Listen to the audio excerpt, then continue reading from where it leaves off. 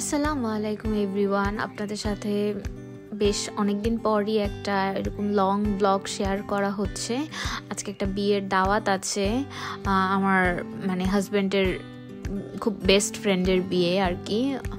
তো ওই জন্যই শাড়ি বের করে রেখেছিলাম। এই দুটো শাড়ি আমি চুজ করে বের করে রাখি। তো ফার্স্টে চুজ করি যে গ্রিন শাড়িটাই পরবো, কারণ গ্রিন শাড়িটা আমার আসলে দুইটা শাড়ি আমার একবার করে পরা হয়েছে, তো ওই অনুযায়ী আমি আসলে জুয়েলারি বের করি। কিন্তু পরে আমার গ্রিন শাড়িটার কোনোভাবে পেটিকুট পাই না, এটা গ্রিন শাড়িটার জন্য বের করে রাখি। এই ঝুমকাটা আমি অনলাইন একটা পেজ থেকে কিনেছি, বাট আজ পর্যন্ত আমার পরা হয়নি, খুব দাম ছিল। এটা একটু ছুটে গিয়েছে, এটা আসলে আজকে দেখলাম, এই জন্য বের করে রাখলাম, এটা ঠিক করব। আর পরে তো যে শাড়িটা নেই, ওই যে রোজ গোল্ড টাইপের, ওই পেঁয়াজি কালার, ওইটার সাথে এই জুয়েলারিটা বের করি। এই জুয়েলারিটার অনেক সেট আছে, হাতের চুড়ি, মাথার জিনিসপত্র, অনেক কিছু। এটা খুবই ফেভারিট একটা সেট আমার, এটাই পরা হয়। এটা কিন্তু পরার পর আমার রেডি হওয়ার পর আমি দেখছি আমার গলায় খুব হেভি লাগছে। তো আমি এটা দেখছিলাম আর একটু আপনাদের সাথে। আমি রেডি হয়ে আমি রেডি হয়ে 1 ঘন্টা যাবত বসে আছি। আমার হাজব্যান্ড এখনও অফিস থেকে এসে পৌঁছায়নি। তো আমি পার্সের মধ্যে কি নিলাম আর কি, ওইটা একটু শেয়ার করছি আপনাদের সাথে। আমি নেল যেহেতু পরেছি, ফেক নেলস, ওই জন্য একটা নেলের গ্লু, লিপস্টিক আর লেন্সের কোট, আর কিছুই নেই। আর দেখেন 8টা বেজে গেছে, 8টা বাজতে 5 মিনিটের মতো বাকি। আমার হাজব্যান্ড মাত্র ঢুকার পর বলতেছে রাস্তায় অনেক জ্যাম, এই জন্য অনেক লেট হয়ে গিয়েছে, তারপর আমরা বের হয়ে যাই। তো আমি পরে সেটটা খুলে একটা গোল্ডের চেন পরে নিলাম। ওই সেটটা আমার কাছে ভাল লাগছিল না, আর উনি বলল গলা খালি ভাল লাগবে না। তো উনি আমাকে আসলে, আমি তো নেল পরা, আমি তো এটা পরতে পারবো না, এই জন্য উনি পরে দিল। এই সেটটা খুলে ফেললাম, আর আমরা বসেছিলাম।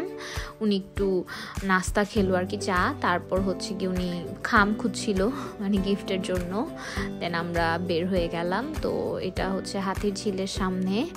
আমি একটু ব্লগ করে নিচ্ছিলাম। ব্লগটা অত অর্গানাইজ না, তাও চেষ্টা করেছি আর কি আপনাদের সাথে শেয়ার করার জন্য আর কি। রাস্তায় আমরা যাওয়ার সময় তেমন একটা জ্যাম পাইনি। এটা হচ্ছে সেনা মানঞ্চ, ওখানে প্রোগ্রামটা ছিল। খুবই সুন্দর করে সাজিয়েছে, খুবই সুন্দর করে ডেকোরেশন করা, আমার তো খুবই ভালো লাগে। আর ওনার ফ্রেন্ডের সাথে ওনার প্রায় 15 বছর পর এরকম করে দেখা। কিছুদিন আগে ফ্রেন্ডটা বাসায় এসে মিষ্টি টিষ্টি দিয়ে দাওয়াত করে গিয়েছে, তো না গেলে খুবই খারাপ দেখা যেত, এই জন্য আমরা গেলাম আর কি। আমার ক্লাস অফ ছিল, এই জন্য আমি যেতে পেরেছি। কি জন্য জানি ক্লাস অফ ছিল, তিতুমিরের অনেক গ্যাঞ্জাম ছিল, এই জন্য আমাদের ভার্সিটি বন্ধ, এই জন্য আমি যেতে পেরেছি। দেখেন এত মিষ্টি মেয়েটা, মাশাল্লাহ, এত মিষ্টি, এত সুন্দর লাগছে আর কি, ওকে পুরো পুতুলের মতো লাগছে। আর আমি একটু ব্লগ করে নিচ্ছিলাম। ডেকোরেশনটা সেনা মানুষের হলটা অনেক বড়, তো অনেক ডেকোরেশন করলেও খুব মনে হয় যে ফাঁকা, কারণ এত বড় হল। দেন খাওয়ার জন্য বসে পড়লাম, কিছুক্ষণ সবার সাথে গল্প টল্প করে। ওনার আরও কয়েকটা ফ্রেন্ডের সাথে আমি গল্প করলাম, আমাকে দেখলো, ভাবি বললো আর কি। তারপর আমরা বসলাম খেতে।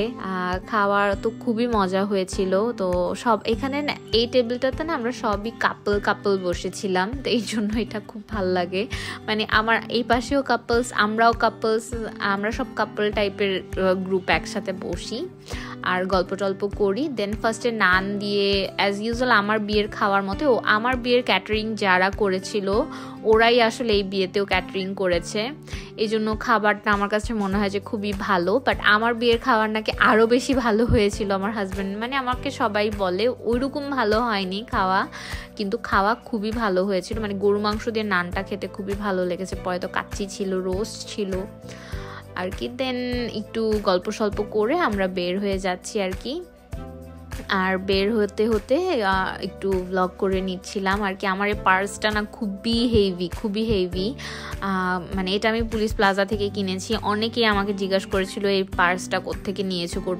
সবাইকে একই, পুলিশ প্লাজা একটা রূপম নামের একটা দোকান আছে পার্সের জন্যই, অনেকগুলো দোকানই ওদের আছে রূপম নামে, তো ওখান থেকেই নেই। ওদের একটা সুন্দর ছবি এখানে দেওয়া আর কি, এত সুন্দর লেগেছে, রেড থিমের মধ্যে করা আর কি।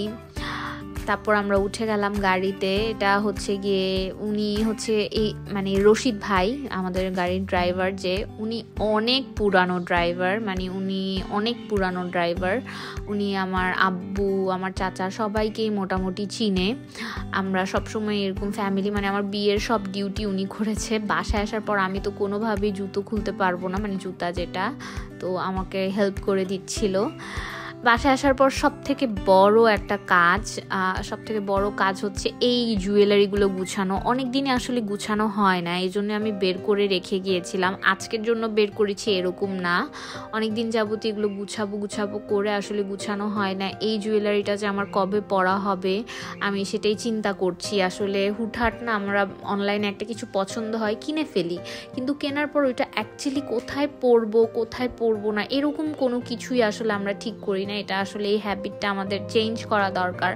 পছন্দ হলেই হুট করে কিনে ফেলবো না, এটা খুবই বাজে একটা দিক।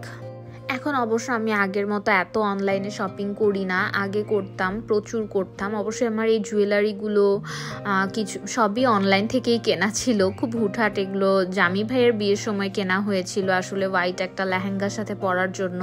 তারপর আস্তে আস্তে এগুলো সব সেট হলো। তো এগুলো আমি আসলে গুছিয়ে রাখছিলাম, এগুলো আমি এভাবে বক্সে রেখে দিই। আমার আরও 2 বক্স জুয়েলারি এরকম আছে। এই বক্সটার অবস্থা একদম বাজে, মানে ঘষা খেতে খেতে।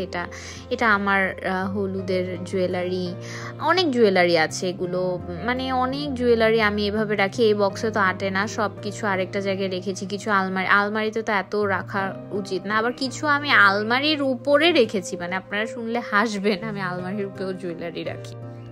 আর কি সব থেকে ক্রিটিক্যাল একটা পার্ট নিয়ে বসলাম, সেটা হচ্ছে আমার মেকআপ রিমুভ করা। আমি আজকে খুবই লাইট মেকআপ করেছি, এটা সত্যি। আমি কোনো আই শ্যাডো ওরকম কিছুই আমি দেইনি, জাস্ট হালকা একটু উপরে শিমারও না বলা যায়, কিছুই দেইনি, জাস্ট বেস মেকআপটা করেছি। লাইট একটা নুড লিপস্টিক আর আইলাইনার, আইল্যাশ, এটাই করেছি। আর এই যে জিরো ক্লিনিট, এটা হচ্ছে গিয়ে খুবই ভালো একটা প্রোডাক্ট মেকআপ রিমুভ করতে। এটা কোনো সময়ই নেয় না, ল্যাশও খুব ইজিলি ক্লিন হয়ে যায়। এটা তো আমি এই নিয়ে 2-3টা ইউজ করে ফেললাম।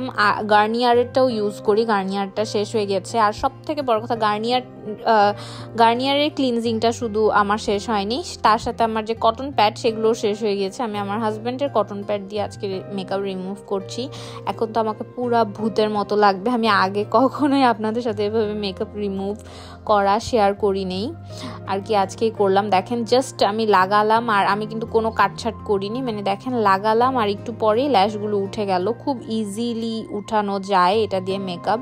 আমি এটা দিয়েই করে দেন হচ্ছে কি আমার রেগুলার, মানে ফার্স্টে মেকআপটা রিমুভ করে দেন ফেস ওয়াশ দিয়ে মুখ ক্লিন করে নিলে আর কিচ্ছুই লাগে না। মানে ফেস ওয়াশ দিয়ে মুখ ধুয়ে ফেললে পুরা মনে হয় মুখের সব, মানে যেই মেকআপের যে ময়লা টয়লা সবই উঠে গেছে। এটা খুবই ভালো লাগে। আর এই অয়েলটা আমার কাছে খুবই ভালো লাগে।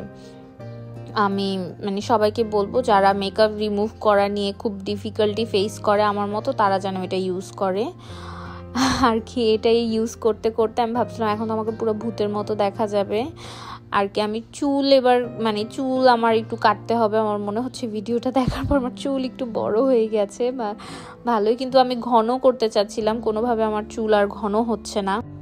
আমি এই যে তুলাটা নিয়ে খুব স্ট্রাগল করছি, কারণ এটা আমার হাজব্যান্ডের তুলা, আমি আগে কখনো এটা ইউজ করি নেই। তো এটা নিয়ে আমি অনেক ডিফিকাল্টি ফেস করতে করতে আজকের ব্লগটা এখানেই শেষ করছি। আল্লাহ হাফেজ।